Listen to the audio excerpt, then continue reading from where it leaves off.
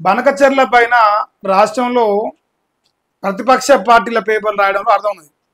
ఎందుకంటే వాళ్ళు ప్రతిపక్షంలో ఉన్నారు, ప్రభుత్వాన్ని బద్నాం చేయాలి కాబట్టి రాస్తూ ఉంటారు.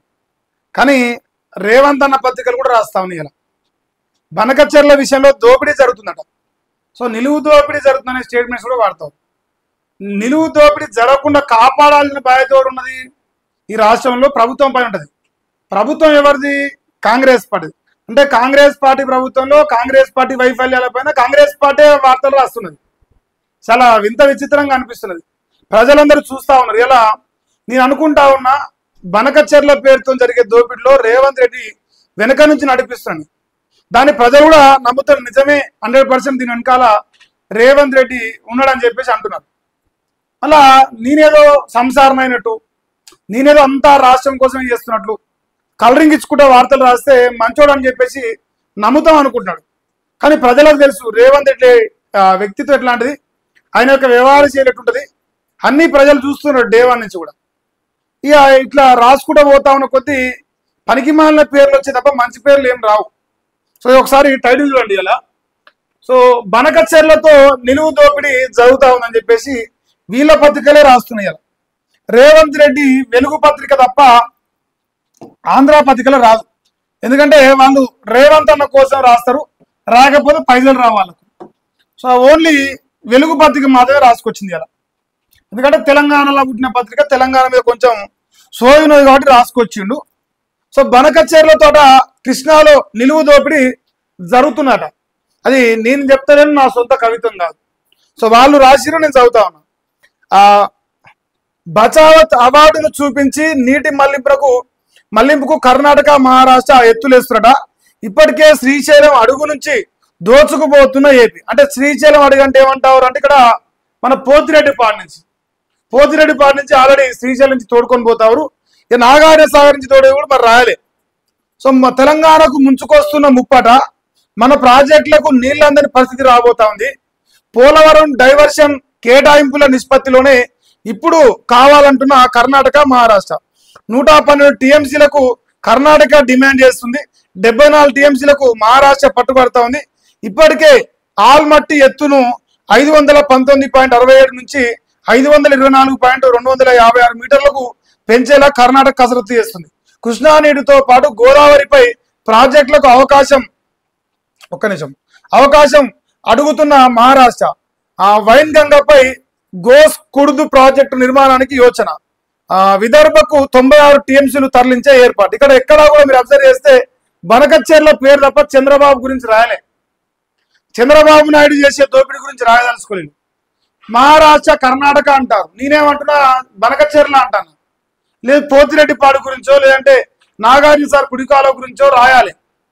ప్రజలకు వాస్తవాలు చెప్పాలి. ఇప్పుడు రేవంత్ రెడ్డి పనితనం మంచుకుంటే, సపోజ్ ఇప్పుడు చంద్రబాబు నాయుడు నాడు, లేదంటే అడిగితే మహారాష్ట్ర, అడిగితే కర్ణాటక ప్రభుత్వాన్ని, వాళ్ళ దగ్గర ఎందుకు నీళ్ళ దోపిడీ జరగలేదు? వాళ్ళ దగ్గర ఎందుకు అవతలుడు దోసుకొని పోయే దమ్ము లేదు? అంటే ఒక చేతగాని ముఖ్యమంత్రి ఉంటే ఏమైనా చేయొచ్చు అవతలుడు అనేది ఇక్కడ తేటతెల్లం అవుతాం. వాడు దోసుకపోతుండు, వీడు దోసుకపోతుండు రాస్తురు. మరి ఈ రాష్ట్రంలో కళ్ళ ముందల మేడిగడ్డను గంగపాలు చేసి కాళేశ్వరాన్ని కూలిపోయిందని చెప్పేసి ప్రజలందరికీ కళ్ళు కప్పి అలా బనకచెర్లు కట్టిస్తా ఉన్న విషయాన్ని ఎందుకు దాచిపెడతా ఉన్నారు? ఈ రాష్ట్రంలో కాంగ్రెస్ పార్టీ మాటలు చాలా పొడుగుంటాయి, ఎంత అంటే అంత మాట్లాడగలుగుతారు. కానీ పని చేసేటప్పుడు చేత కాదు. ప్రజలకు నిజాలు చెప్పాల్సి వస్తే చేత కాదు. ఎంతసేపు నా డంబాచారం, అవతల మీద పడగాల్సి మీదేయాలి, మేము మంచోళ్ళం అనిపించుకోవాలి. ఊకనే మంచోళ్ళు గారు, మంచి పనులు చేస్తే మంచోళ్ళు అవుతారు. ఈ రాష్ట్రంలో చుక్క నీళ్లు కూడా ఇవ్వకుండా, ఒక్క ప్రాజెక్టులు కూడా చుక్క నీళ్లు కూడా ఇవ్వకుండా, అసలు మాకు పంటలు బ్రహ్మాండంగా పండుతున్నాయి, మాకు నీళ్ళే అవసరం లేదని చెప్తారు. ఇప్పుడేమో వాడి నీళ్ళు దోసుకపోతుండ్రు, వీడి నీళ్ళు దోసుకపోతుండ్రు, బనకచెర్ల పేరుతో దోపిడీ జరుగుతున్నది. మరి రేవంత్ రెడ్డితో జరిగే దోపిడీ గురించి ఏంది? రేవంత్ రెడ్డి ముఖ్యమంత్రిగా ఉండకపోతే ఈ బాధలు ఉండకపోతుండే. మనోడు ముఖ్యమంత్రి ఉండడం ఇలా ఎదుటోనికి అలసైపోయింది. అక్కడ పనికి మాలు ఉన్నాడు రా, మనం ఏం చేసినా నడుస్తుంది, మనల్ని ఏం చేయలేడు, ఆయనకి ఏమైనా సోయి ఉంటే కదరా, ఎన్నికల పైన సోయి ఉంటుంది, ప్రజల్ని మోసం చేయడానికి సోయి ఉంటుంది. ఎవడు నీళ్ళు దోసుకపోయినా, ఎవడు నిధులు దోసుకపోయినా, ఎవడు ఏం చేసినా అన్ని మూసుకొని ఉంటాడు రా అనేది పక్క రాష్ట్రాలకు అనిపిస్తా ఉంది. అది కర్ణాటక కావచ్చు, మహారాష్ట్ర కావచ్చు, ఇటు పోతే ప్రధానంగా చంద్రబాబు నాయుడు. ఇంకా చంద్రబాబు నాయుడు డైరెక్ట్ గుత్తపట్టిండు తెలంగాణ నీళ్లు దోసుకపోదాన్ని గుత్తపట్టిండు. ఎందుకంటే వాళ్ళ శిశువుడే ఉన్నాడు కదా ఇక్కడ ముఖ్యమంత్రిగా. ప్రజలు అన్ని గమనిస్తున్నారు.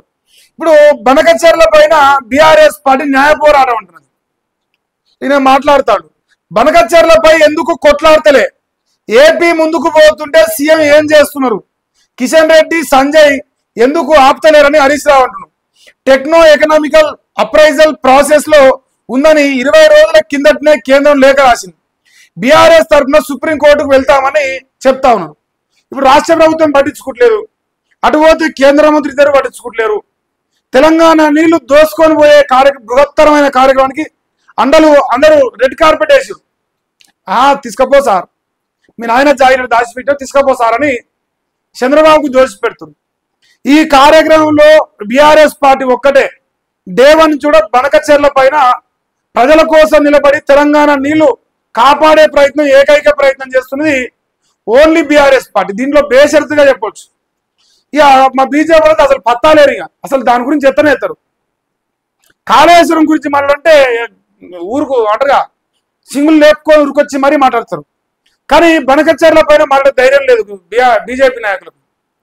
మా కాంగ్రెస్ వాళ్ళు అయితే అసలు చాలా మేధావులు అనుకున్నా ఒకప్పుడు నేను. మా ఉత్తమ్ కుమార్ రెడ్డి మేధావి, వెంకరెడ్డి మేధావి, మా నల్గొండ మంత్రులు ఎమ్మెల్యేలు అంతా మేధావులు అనుకున్నాను. దుర్మార్గం ఏంటంటే వాళ్ళందరూ మూసుకొని పండుకునే ప్రోగ్రాం ఉన్నారు. ఇప్పుడు మనందరం మూసుకొని పండుకుందాం, వాళ్ళు తెలుసుకుంటారు, ఇక మన బతుకులు ఇంతే అనే కాడికి ఉన్నది వీళ్ళ వ్యవస్థ. వాస్తవాలు తెలుసుకోవాలి. ప్రజలు కూడా ఇలా కాంగ్రెస్ పార్టీ ఓటేసిన కానించి రైతాంగానికి చుక్క నీళ్లు లేవు, ఏ నుంచి కూడా చుక్క నీళ్ళు. ఇక ఇటు గోదావరి ఇటు కృష్ణ రెండు దోషి పెడితే ఇంకా మన దగ్గర సిప్పే గతి ఉంటుంది. అప్పుడు ఏం చెప్తారంటే అసలు తెలంగాణలో చుక్క నీళ్లు లేకపోయినా పంటలు బ్రహ్మాండంగా పండుతున్నాయి, 1.5 టన్నుల వరిధాన్యం పండేది. ఇక మనకు నీళ్ళు అవసరం లేదు. మన తాగడానికి నీళ్ళు అవసరం లేదు, కడిగడానికి నీళ్ళు అవసరం లేదు, దేనికి నీళ్ళు అవసరం లేదు అప్పుడు. ఎందుకంటే మన నీళ్ళు లేకపోయినా పంటలు పండుతున్నాయి కదా. ప్రపంచంలో ఇంత పెద్ద విచిత్రం కూడా దొరకదు అన్నమాట. ఈ మేధావి ఇప్పుడు ఈ రాష్ట్రంలో అతిపెద్ద మేధావి, అందరికంటే ఎక్కువ తెలివి కల్లోడు మాట్లాడుతున్నాడు. బనకచెర్లట కట్టనీయరట, హరీష్ రావు అబద్ధాలు ఆపాలంటున్నాడు ఉత్తమ్ కుమార్ రెడ్డి. ఇక ఆల్మట్టి ప్రాజెక్టు ఎత్తు పెంపును వ్యతిరేకిస్తున్నాడ. బీఆర్ఎస్ హయాంలోనే గోదావరి కృష్ణా జిల్లాలో రాష్ట్రానికి అన్యాయం జరిగిందట. తుమ్మిడిహట్టి ప్రాజెక్టు పూర్తి చేస్తామని చెప్తున్నాడు. ఇక తుమ్మిడిహట్టి ప్రాజెక్టు కట్టి దేవేరు కానీ ఉన్నది మీకు ఫస్ట్. మీరు ఈ రాష్ట్రంలో ప్రజలను అడుగుదాం.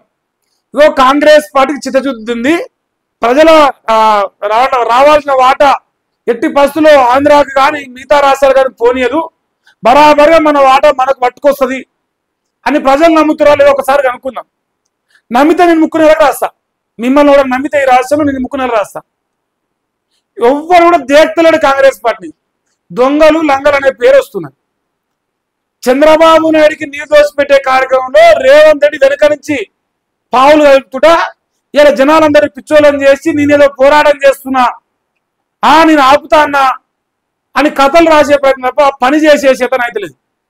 పని లేదు, మాటల వరకే ఆగిపోతుంది. మరి ఈ రాష్ట్రంలో ప్రజలందరూ కూడా ఈ కాంగ్రెస్ పార్టీ యొక్క వైఖరిని ఖచ్చితంగా ఖండించాలి, వాస్తవాలు తెలుసుకోవాలి, వీళ్ళ యొక్క దుర్మార్గమైన రాతలను గమనించి నిజాలేమని గ్రహించి ఇక మరి ఎన్నికలు అయితే లేవు. ఇప్పుడు ఎన్నికలు వేయినాయి, ఇక ఓట్లు వేసేది లేదు, ఇక మీరు ముందర పడేది లేదు, భరించవలసిందే. ఎలక్షన్స్ అయిపోయిందా, మళ్ళీ ఎలక్షన్స్ వచ్చినాక భరించవలసిందే.